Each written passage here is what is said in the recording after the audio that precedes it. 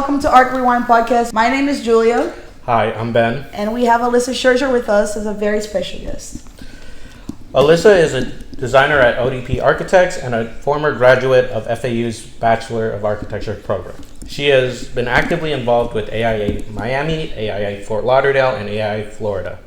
She currently serves as the Associate Director for AIA Fort Lauderdale, and at the state level, Alyssa chairs the AIA Florida ARE Resource Committee and is the incoming AIA Florida State and Territory Associate Representative supporting associate members statewide and nationally.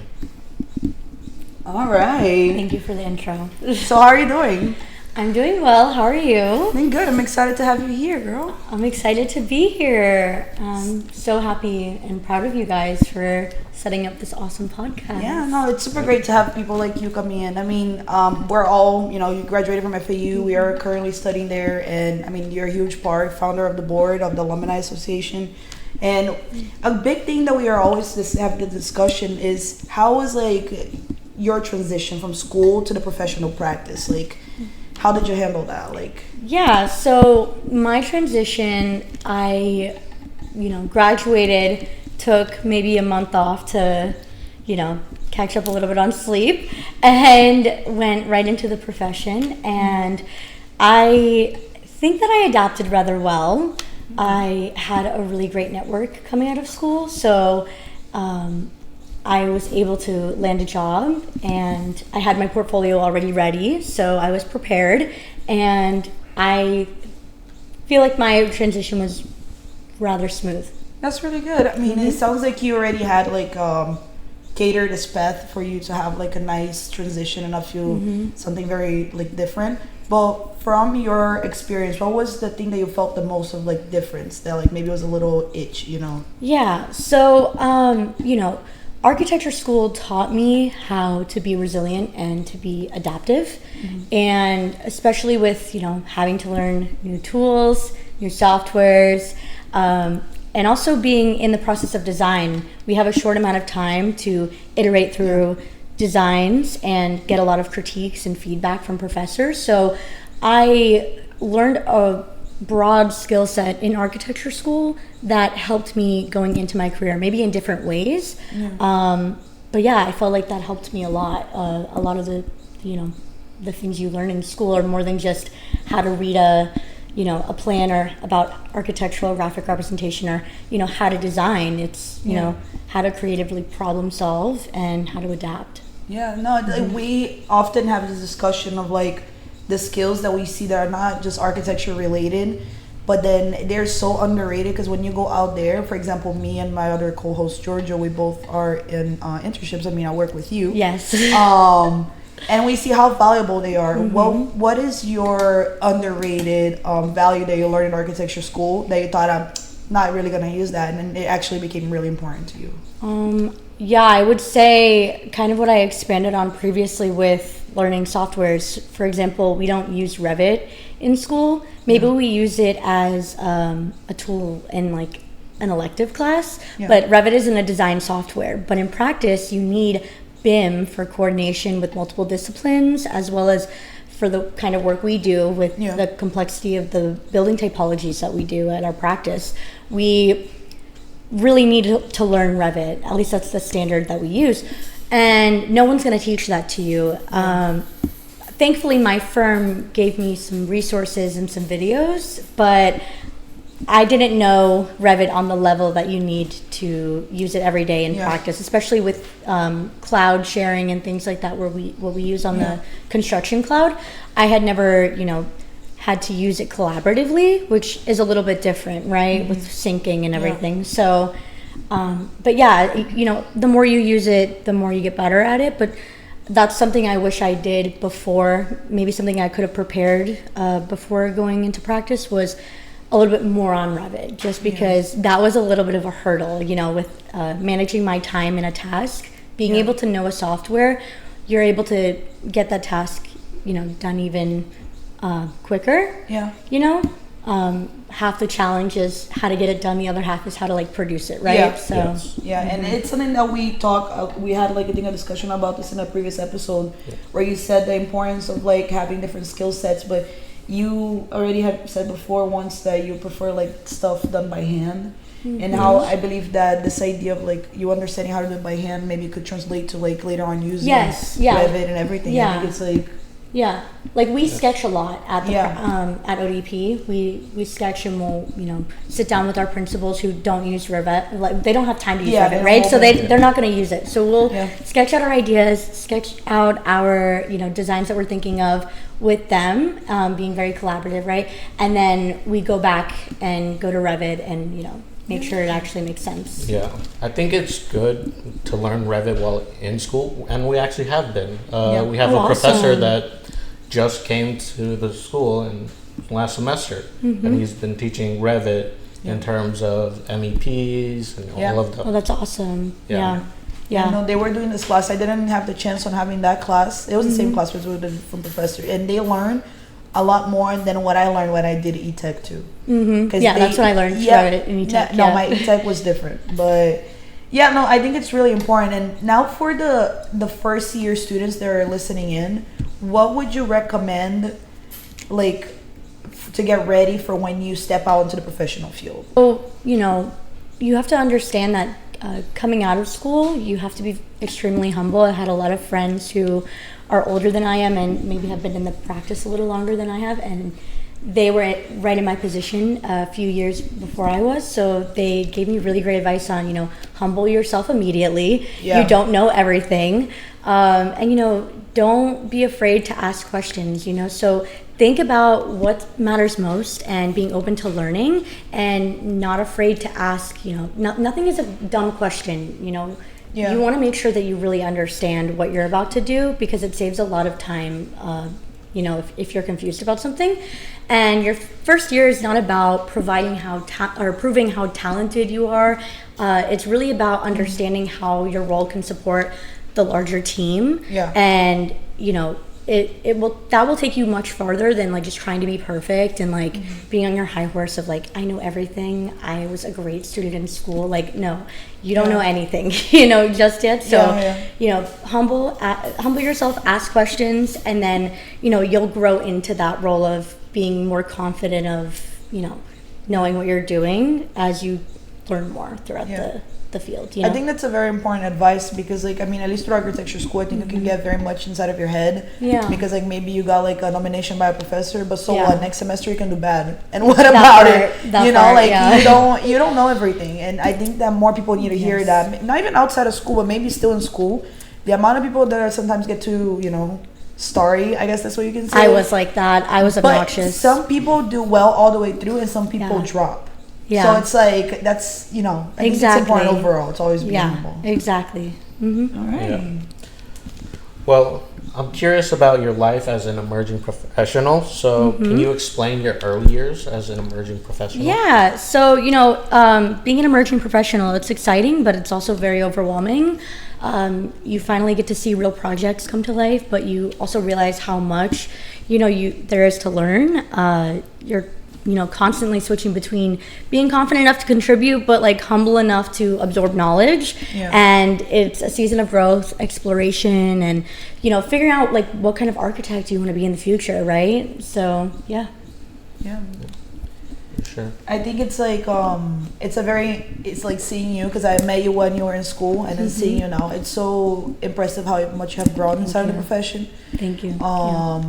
And being able, like, again, I think it kind of ties back to your advice of being humble.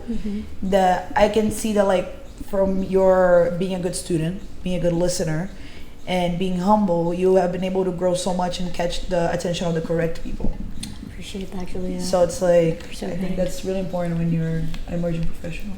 Okay. So, I'm curious, what surprised you most about working in a firm versus like studio culture itself? Yeah, of course. I think the biggest surprise was, in school, you'll maybe have a couple partners if you have to do like a site model, or you'll have like a group project where you have a couple people in your group. But they're all architecture students, right? So in the field, we have to coordinate with, MEP, structure, all these, life safety consultants, and you have to, speak their language and understand what are they prioritizing and what they need, and you need to be able to like effectively communicate that. And you also need to collaborate on a team, so not everything is like your work anymore. It's like multiple people who have different ideas, different backgrounds, different experience levels, all collaborating with the same goal in mind, right? So you need to understand really how to work, really well with others and speak the language that they speak, or understand what is their priority and what is their goals, and how can you help achieve everyone's goals, right? And it's a little complex, I would say, if you have like we do like a lot of high-rise buildings and stuff. So like we have all these things that we're tackling at the same time, like we say putting out fires, right? And so so it's like in school, right, you're doing a project and you have a deadline, and it's so stressful, and you don't sleep, and which I don't like to romanticize that, but in the real world, if we make a mistake, that mistake can cost a lot of money and a lot of time. Or if something gets overlooked, it costs a lot of money or time. Or like just any decision you're doing, everything is on a very important schedule, because real money, real clients, they're affected by it. So it's really important to, just your problems become reality, right? It's not just only like centered on your problem, right? It's everyone's. The risk is so much greater once you start entering the real world, and it just doesn't only affect you. Like you do a site model, your grade, your project, whatever. But now you're in the real world, you start to say, oh, damn. This is affecting them financially. This might take longer than I was expecting it to. Exactly. So it puts problems into perspective, for real. And I think that's the importance of critical thinking, if you truly think about it. Like, because in school they teach you critical thinking.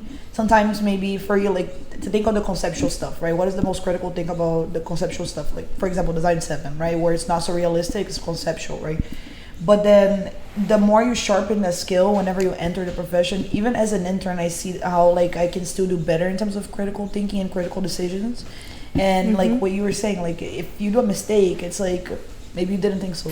Exactly. Too deep into it, How did you begin building confidence early in your career, especially when working alongside some much more experienced professionals?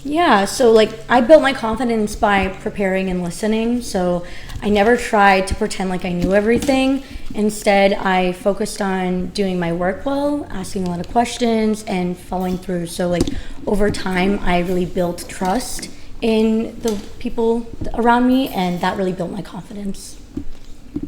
I think that's really important. I think the matter of trust, because you're working with people that you never met before, and you rely on them for them to do a good job, for you to do a good job, and the overall team look good. And I think that once you build that trust, it's like you guys, everyone hold hands and grow together. And it's nice because now we're gonna talk a little bit more about like collaboration, teamwork, and mentorship, right? So you just talked about collaborating, right, and being so.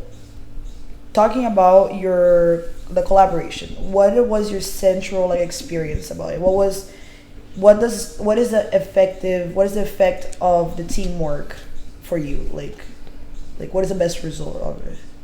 Just making sure that communicating with respect, understanding that maybe the way that somebody is speaking to you, if they're really stressed out, like not to take it personally, and just always remain respectful and treat everything classy, I would say. Because tension can be high, and you never want to be, fighting fire with fire, especially in the workplace. You have to be very professional. And so, I'm a fire sign, so if that tells you anything. But anyway, but no, just trying to maintain a lot of open communication, and that's like, that's been effective teamwork for me and myself. I would say I work well with others, but I might be a little biased.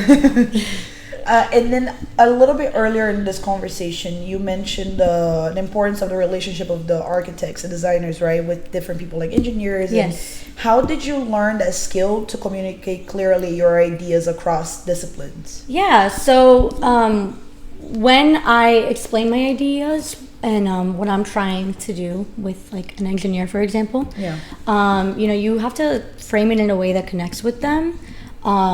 As well as understanding, you have to understand how to ask the right questions sometimes, I think. Yeah. Like, they'll give you an answer, for example, oh, what can I have this beam size, or what can I have this column size, if I'm talking to a structural engineer. And they'll give you an answer. You can tell them, okay, this is my constraint, right? Like, oh, I have to, transfer this load here, or I have to do X, Y, and Z.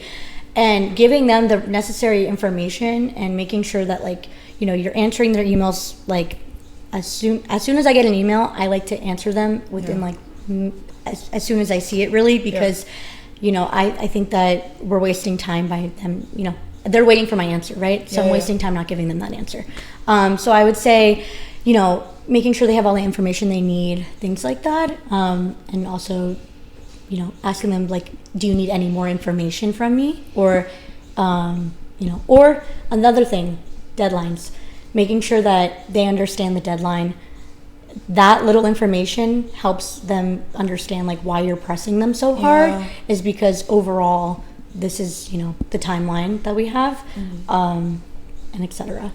Yeah, no, I understand that, because I think if you don't make sure that they understand it's a pressing matter, they are also busy. They might be like, oh, I'm gonna do that later. You have to manage expectations, and then you gotta tell the person above you, project manager. It's not like I talked to them, I answered their email right out. And now tapping a little bit on the mentorship, right, which is a conversation that me and you we had multiple times, and it's a conversation that us from Arc Rewind already had. So this kind of like a two-part question. So has any mentors participated in your growth? And what would be your best advice for students seeking mentorship? Because right now we kind of have a mentorship, me and you, and I absolutely love that. But like, you gave me the best advice, so I really hope you can share that advice with everyone. Yeah, of course. So I actually had a mentor pretty early on in my career. I actually got the job at ODP from someone who was an FAU alumni.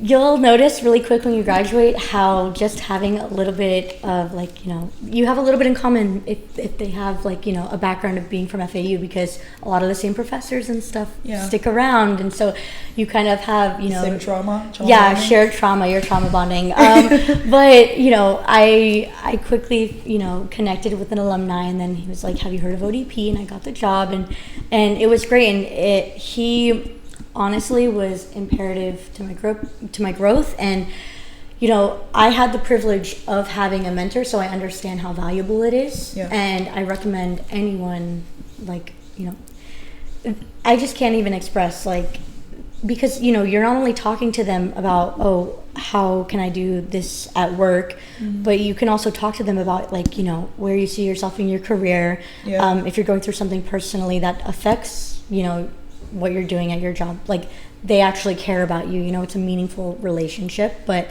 I can't stress enough how important it is to try to foster that relationship naturally. For example, like, you and I, like, you didn't go into, I think, working at ODP being like, I want her to be my mentor. I mean, if you did, you didn't tell me that, but like, we naturally bonded, right? Yeah, we so did. Like, it wasn't like I saw somebody that, like, I saw them do great work and I was, like, going after them. Like, it kind of was natural. But if you see someone in practice, I have a lot of previous employers that I respect deeply and admire, and they're not necessarily my mentor, but I would love for them to be my mentor, but at the moment they aren't my mentor, right? But whenever I see them, I make sure they know how much, I appreciate them and the impact that they've had on me in my life. They were mentoring me at some point in my time, just not currently. I would say that, right? But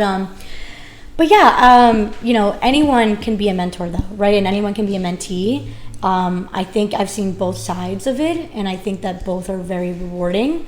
And so, like, I'm trying right now as the associate director to create opportunities of mentorship. Yeah. So stay tuned for that one.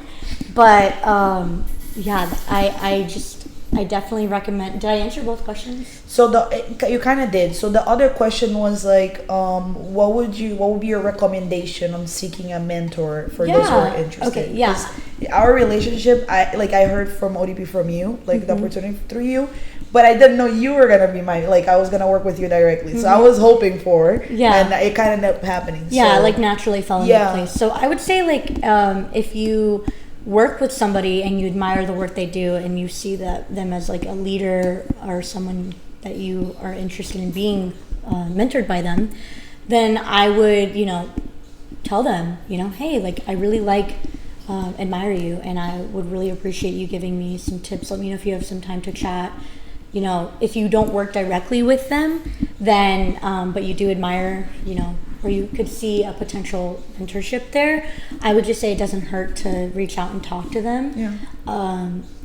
I think it's in any time. The first time you told me that you see me as a mentor, I was extremely flattered, and also it was a very powerful statement because I realized the impact I was having on your professional development, and I felt extremely grateful that you saw that. Yeah.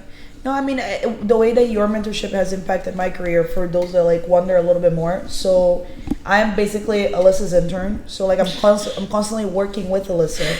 I'm just explaining for those that don't understand how mentorship works.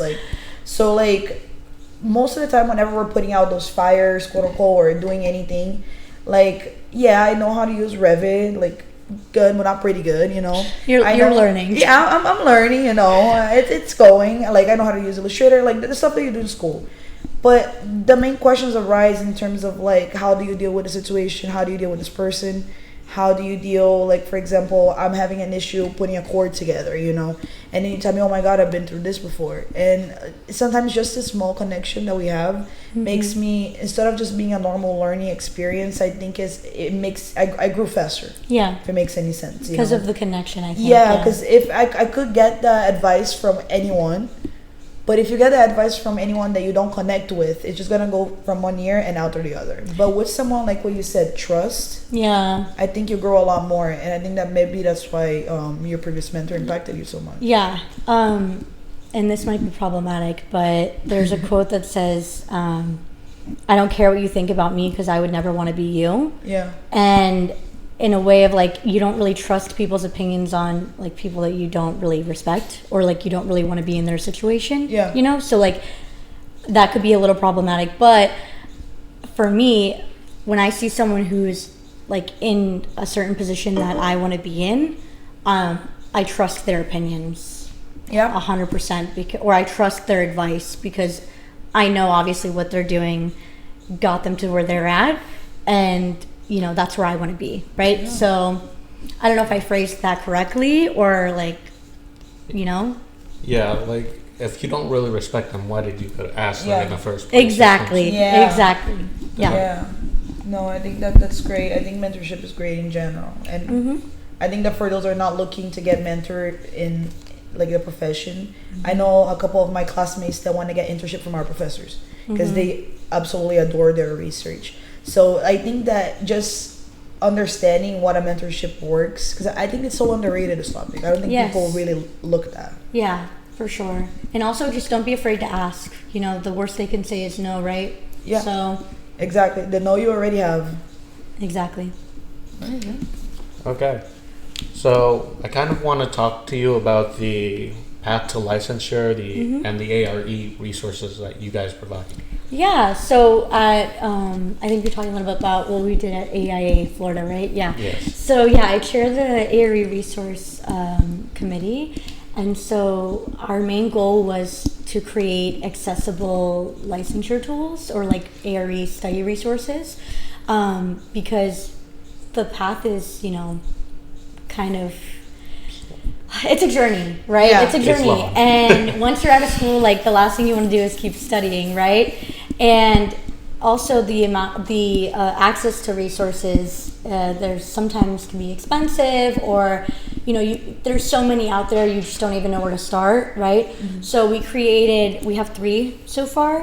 They're like Jeopardy style games, and they're for each exam so far we've done is practice and project management, and then construction and evaluation, and then each section of the Jeopardy is like a section from the from the NCARB guidelines. So we made sure to structure it based off of NCARB's sections. Yeah.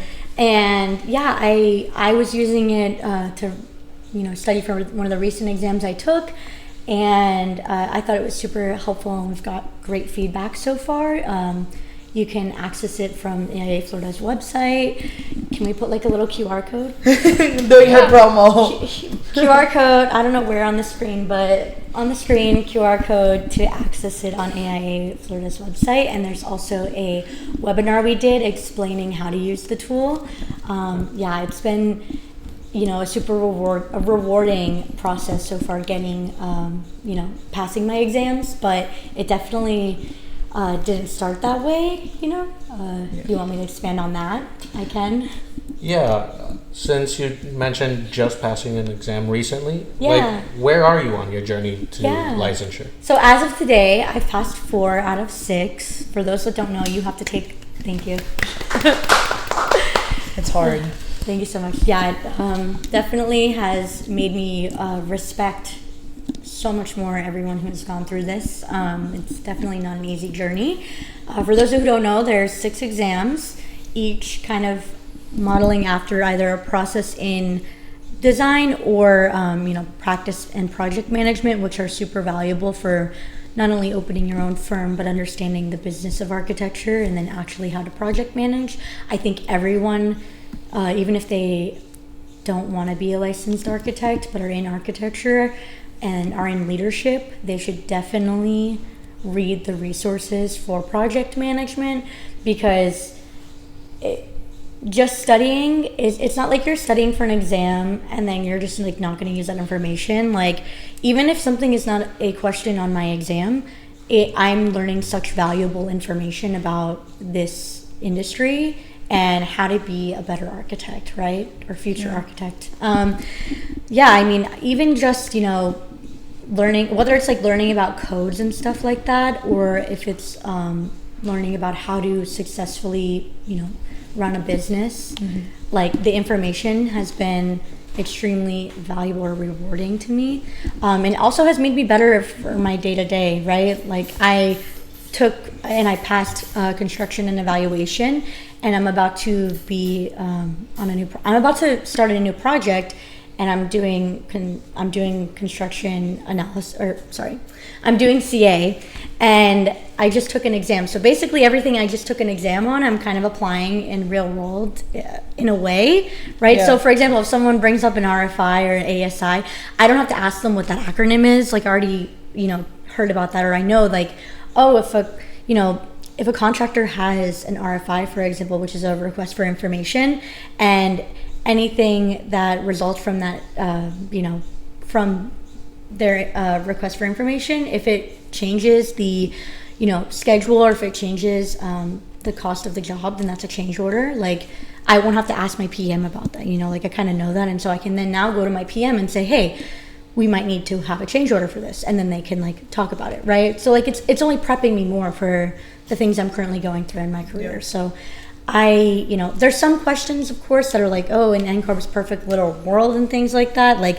It might not happen every day, but for the most part, just, it's been helpful. I think the journey of getting licensed is helpful because no one is really there to unless you have a great mentor, to sit down and teach you, unless not everyone wants to take the time to do that.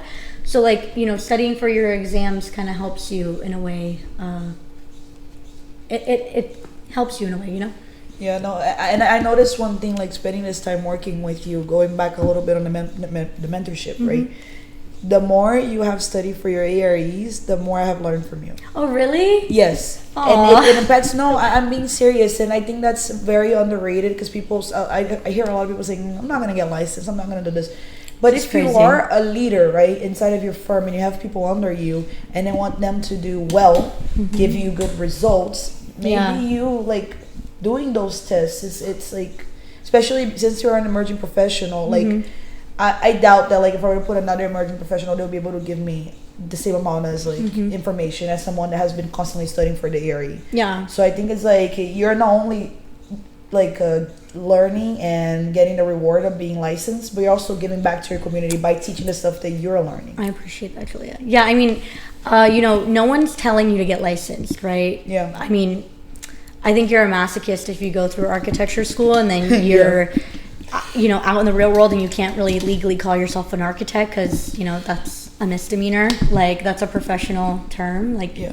you're not actually an architect unless you get licensed, right? Yeah. And that's because an architect's duty is to, protect the health, safety, and welfare of the public. That's overall everything you're being tested on from your exams. And the role of the architect is super important, right? So obviously it's going to be an extremely, rigorous journey. But every exam that I haven't passed is just, a really expensive practice exam. And, I wasn't ready, and that's okay because I would rather pass the exam because I knew, the information I needed to know to make me more competent than to just, oh yeah, I passed, it was so easy. Like, no, it's, yeah. But I think you asked this before, but yeah, so far I only have 2 left. It's it's PPD and PDD, and those have like the highest chances of like not passing. So wish me luck on that. I'm like gonna probably take it in like around 5 weeks. So that's like what my goal is. But yeah, my New Year's resolution was to get licensed. So hopefully, fingers crossed. I think you got it. I mean, and from the conversations I've had with you and different professionals, that with the ARE, it feels like accumulated knowledge. You're studying from one, but it feels like the same thing's gonna be a lot of one. Yeah. Like I haven't taken it, but from what I've heard, and I mean, you have passed already 4. Yeah. So I think you have really, really, really high chances. I appreciate it, Julia. We'll see. So the last thing I have to ask you is obviously we have to go through minimum 5 years of architecture school. Yeah. Do AXP and AREs. Yes. So what do you have to say to those who kind of feel overwhelmed by the licensure process? Yeah, I mean, for me, it definitely just starting is hard. I actually went to a Women in Architecture event right before I was taking my first exam, and I hadn't scheduled it yet. And I got a lot of valuable insight from the speakers, and a really great point someone made was to understand your why.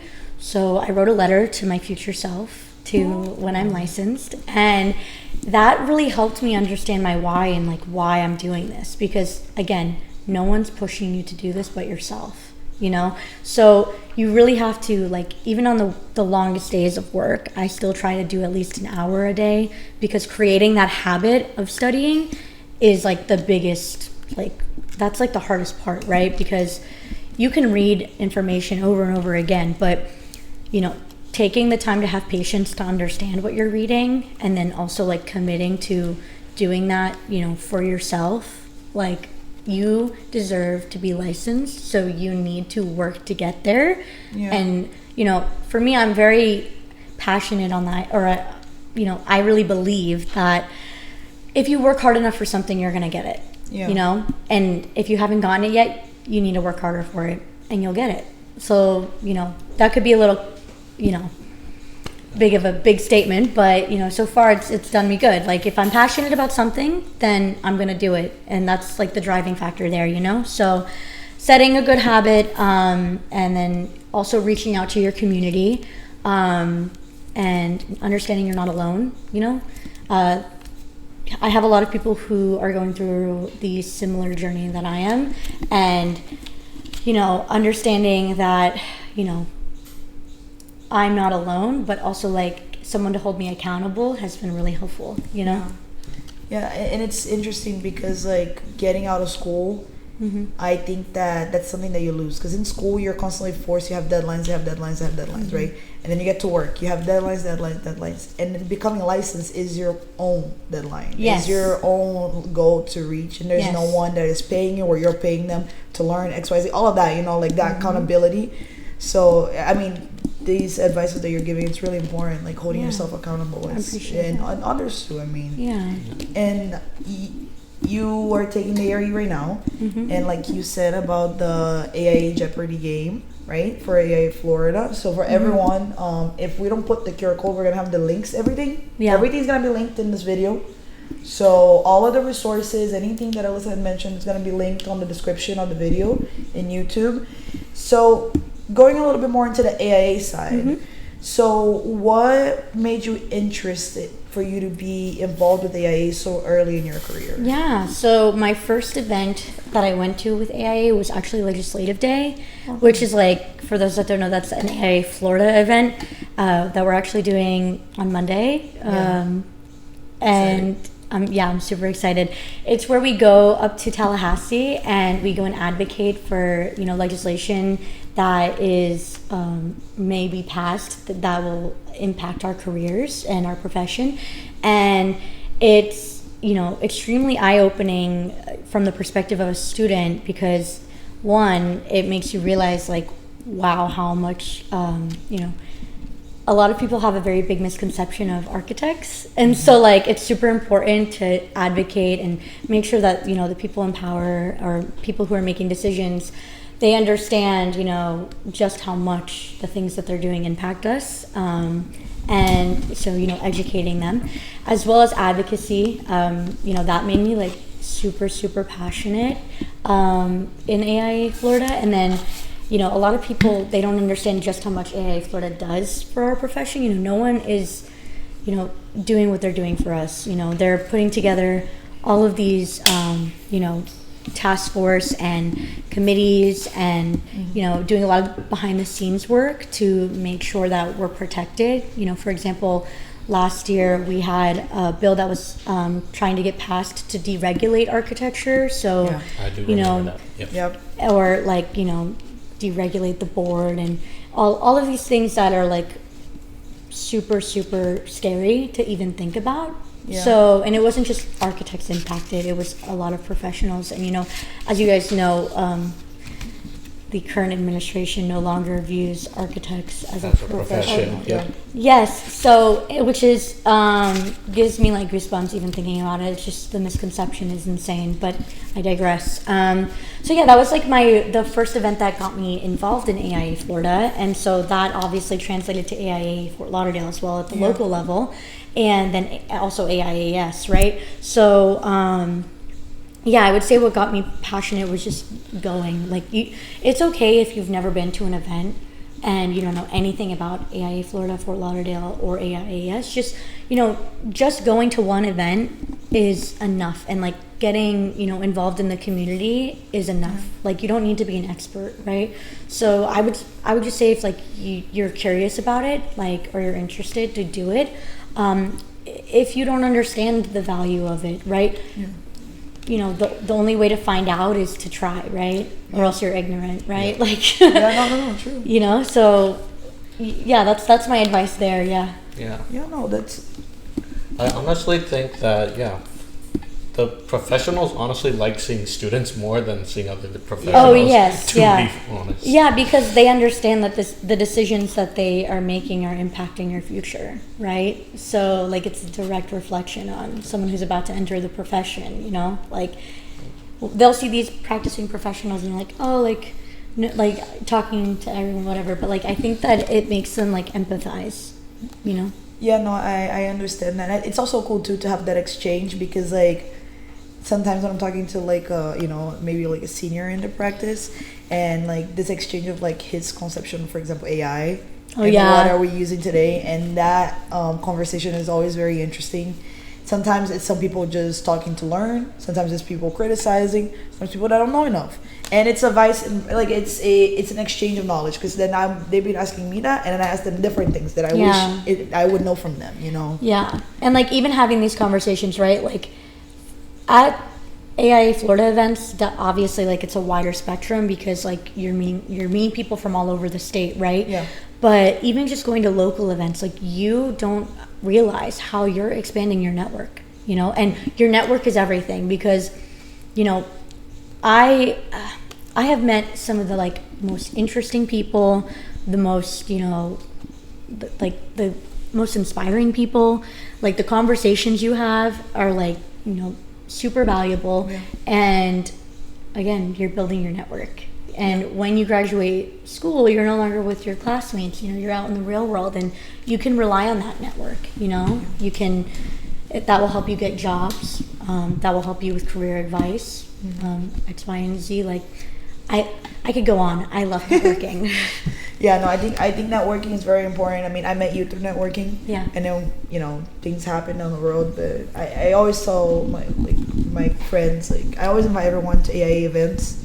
Like, we always end up getting more and more people to go because outside of that, it feels like a very interesting social, like, experience, like, to, like, go with the same people that you're in school to understand a little bit more about the practice, and you know, it just becomes fun. And then in the end of the day, oh my God, I talked to this guy that works at Universal. He was doing, I don't know, roller coasters, and the other one's like, oh no, the other one did, I don't know, high rise, like, or worked with, like, ZHA, you know, like, and you start sharing these things, and it's funny. It feels like everyone's geeking out, you know. Yeah, and then you realize how, like, sometimes you'll have a problem and it's like a universal problem, you know, and, like, for example, like, oh, the surveyor took 1,000,000 years. Oh, this geotech report took 1,000,000 years. Like, you know, all these people, they have, like, shared experiences, right? Yeah. So, like, Trauma bonding. Yeah, so trauma bonding. exactly. So, like, yeah, I understand that, you know, I come off very extroverted though, and so it might be like, oh, like, it's so easy, whatever. But there's definitely been times where, like, the last thing I want to do is talk to strangers right now. I just want to be in my bubble. But, you know, you have to be uncomfortable, you know, because being uncomfortable, and this is something I like to say a lot, like, when you're uncomfortable is when you grow, you know? And so just pushing yourself a little bit, you're going to grow a lot, and you're going to be really thankful that you did that in the future. That's true. Now, piggybacking a little bit more on the uncomfortable, right? So it's spring semester. We are in grad season. Yes. And I know that you love this part of grad season because what happens with grads? What they can do with AIA? Yes. So they can actually get a 18-month free subscription with AIA Florida. We can put the links for that, but I definitely recommend it because, you know, I just paid my dues, and they're not cheap. So, like, definitely take advantage of, you know, free membership with the AIA, because then you have access to, like, being able to go to, like, you know, local events or state events or even national events, you know, so at a discounted rate because you're an associate, and then you're also not paying the fees. So no, you know, that's really, really worth it. nice. That's really, really nice. Yeah. And any, like, things that students that maybe are involved already with AIAS but want to get involved with AIA, maybe at any upcoming events they would like to talk about? Yeah, Or so share? so if you look at our website for AIA Fort Lauderdale, and also our social media, we have lunch and learns monthly, so you can always go to that. I know we have the soccer tournament coming up, and we have a lot of exciting things this year, so just stay tuned. And I know that we're creating an associates committee. That's something I'm, you know, spearheading with my group. I'm trying to get as many people involved as possible. So yeah, joining the committee will, you know, keep you up to date on what we're doing with AIA Fort Lauderdale, and also we'll have, like, study sessions together, but also create events that are, you know, more focused on associates and emerging professionals, and also, you know, incoming professionals. You know, mentorship opportunities or networking opportunities, things like that. So that's in the works right now. I just brought it up to our board meeting.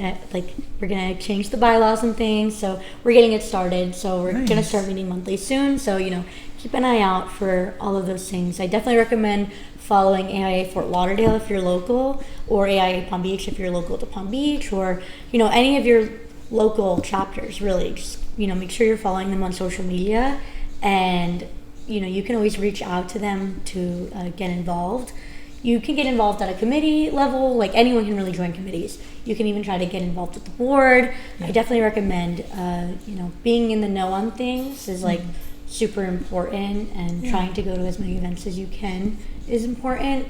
That's how you grow in not only work, like your work life, but also like the other side of the profession, Yeah. And now, talking a little bit more about grad season, what is a piece of advice that you wish you would have received when you were leaving architecture school? Tell these to our grad listeners. I will not, I'm not even joking when I say this, I miss it. But the reason I miss it is because, I don't know, it was, sentimental because, you go through so much in architecture school. I was always in studio, and now every time I visit studio, I'm, reminiscing in a way, and I never thought I would feel that way. I definitely didn't miss the all-nighters and all of that. I love sleep now, but, you're growing so much, you're learning so much, and with your peers, and it's really hard to connect with everyone because everyone kind of went their own way. But yeah, there's something about it, sometimes you miss it, and especially when I first started out in practice, again, I humbled myself, didn't really know anything, and I really missed, feeling like I knew everything, but it was a part of the process, I had to humble myself.